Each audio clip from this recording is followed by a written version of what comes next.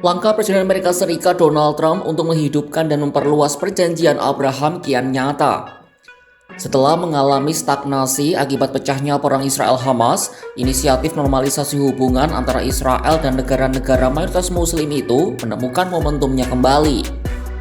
Kamis 6 November 2025, Trump mengumumkan Kazakhstan akan bergabung dengan perjanjian Abraham. Pengumuman ini menjadi bukti ambisi Trump untuk menjadikan kesepakatan itu sebagai klub kekuatan global.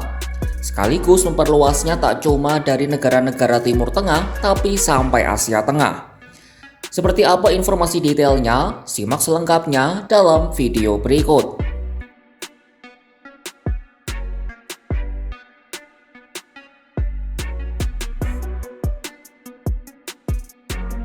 Presiden Donald Trump mengumumkan Kazakhstan sebagai negara terbaru yang akan bergabung dengan perjanjian Abraham.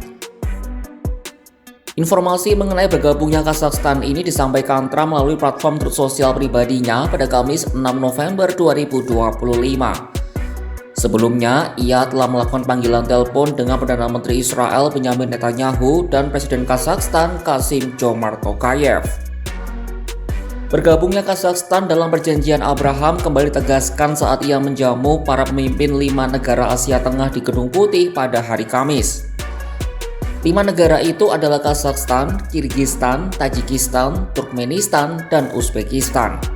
Dalam salah satu pernyataannya, Trump memastikan Kazakhstan telah setuju untuk bergabung dengan perjanjian tersebut.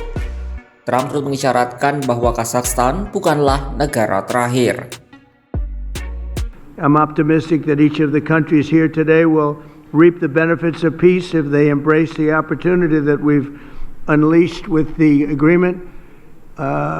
Some of the countries we're talking about and some of the countries represented here are going to be joining the Abraham Accords, and that those announcements will be made over the next little while. The Abraham Accords are very sought after right now. We're going to be announcing some very important countries that are joining, and for Jared and for Steve Witkoff, we appreciate the great job you've done this evening. I'm also delighted to report that Kazakhstan has officially agreed, and that's official now, as of about 15 minutes ago.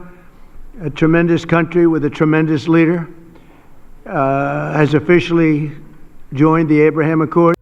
Mengutip Reuters, bagi Gedung Putih, masuknya Kazakhstan membuka kemungkinan bergabungnya negara-negara Asia Tengah lainnya, seperti Azerbaijan dan Uzbekistan yang juga memiliki hubungan dekat dengan Israel. Ini akan semakin memperluas perjanjian Abraham yang tidak hanya terbatas pada dunia Arab. Sementara pemerintah Kazakhstan dalam sebuah pernyataan mengatakan masalah ini sudah berada pada tahap akhir negosiasi. Astana sebelumnya sudah memiliki hubungan diplomatik dan ikatan ekonomi dengan Israel.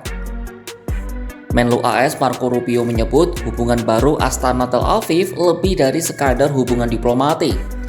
Ia melihatnya sebagai upaya menciptakan kemitraan yang menghadirkan pembangunan ekonomi yang istimewa dan unik, serupa dengan dinikmati oleh negara-negara penertangan awal. Pengumuman ini datang pada saat yang krusial, sebab Washington sedang berupaya mendapatkan pengaruh di Asia Tengah, sebuah kawasan yang secara tradisional didominasi oleh Rusia dan kini semakin didekati oleh China.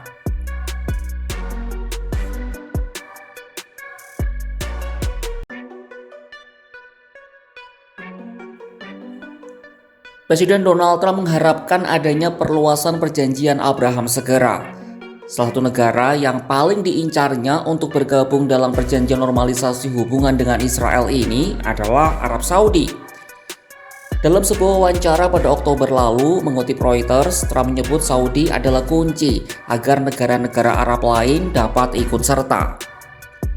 Namun Riyadh belum menunjukkan keinginan untuk bergerak maju tanpa terpenuhinya syarat krusial, yakni adanya jalan yang layak menuju negara Palestina yang merdeka. Harapan soal perluasan ini kembali diungkapkan politikus Partai Republik itu saat bertemu pemimpin negara-negara Asia Tengah di Gedung Putih. Ia lalu menyinggung Iran yang disebutnya menjadi penghambat beberapa negara untuk bergabung. Namun kini situasi berbalik setelah kondisi Teheran yang makin melemah setelah terlibat konflik dengan Israel dan Amerika. Actually, we've really expanded the Abraham Accords, and one of the reasons is we are right now in negotiations or talks with many countries that really wanted to come in, but they couldn't because of the status of Iran. When Iran had a possibility of nuclear weapons, which they do not have now, when Iran was the bully of the Middle East, let's call it the bully of the Middle East, which it isn't anymore, people really want to come in, and so we are in very active discussions with the more traditional potential members of the Abraham Accords.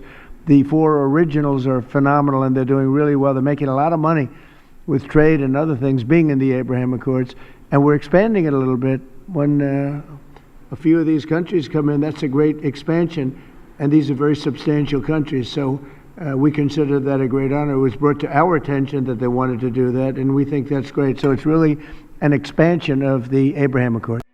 Perjanjian Abraham adalah serangkaian perjanjian ditengahi oleh Amerika Serikat untuk menormalisasi hubungan diplomatik antara Israel dan beberapa negara berpenduduk mayoritas Muslim. Nama perjanjian ini diambil dari sosok Abraham dalam Alkitab yang dianggap sebagai nenek moyang bersama oleh orang Yahudi dan Arab. Penamaan ini melambangkan persaudaraan dan upaya untuk membangun budaya damai di antara tiga agama Abrahamik. Sebelum perjanjian Abraham, hanya Mesir dan Yordania yang secara damai mengakui Israel.